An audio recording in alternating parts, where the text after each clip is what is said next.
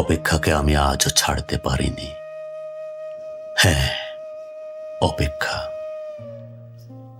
ভালোবাসার রক্তিম ধারালো স্নিগ্ধ ছোঁয়ায় এর হৃদয় থেকে একে এক করে ছেড়ে গেছে সব লোভ, হিংসা, ক্রোধ, অহংকার, স্বার্থপরতা, সবকিছু। কিন্তু অপেক্ষা আমাকে আজও ছেড়ে যেতে পারেনি।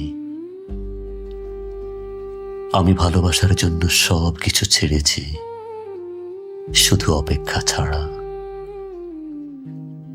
অপেক্ষাকে আমি আজ ওর হৃদয়ের গহীনতম অংশে বন্দি করে বেঁচে আছি। অনেকেই বলেন শুদ্ধতম ভালোবাসার প্রকাশ হচ্ছে অপেক্ষা। ভালোবাসতে সবাই পারে, কিন্তু সবাই প্রিয়তমার জন্য অপেক্ষা করতে পারে না। আসলেই কি তাই? জানি না তো, হবে হয়তো।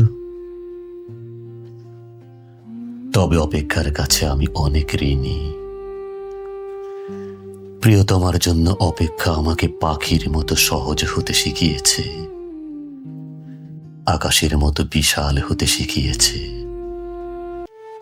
ফুলের মতো স্নিগ্ধ সুন্দর হতে শিখিয়েছে, সমুদ্রের নীল জলরাশির মতো গভীর হতে শিখিয়েছে। শেষ পর্যন্ত অপেক্ষা আমাকে কবিতার মায়াবী অনিন্দ্য ভুবনের কাছে নিয়ে গেছে। হৃদয়ের মধ্যে অপেক্ষাকে পুষে রাখা কি কঠিন, অথচ আমি সেই কাজটি করে যাচ্ছি প্রতি মুহূর্তে কি নিদারুণ আনন্দের সাথে। অপেক্ষা, তুমি কত বেদনার্ত সুন্দর।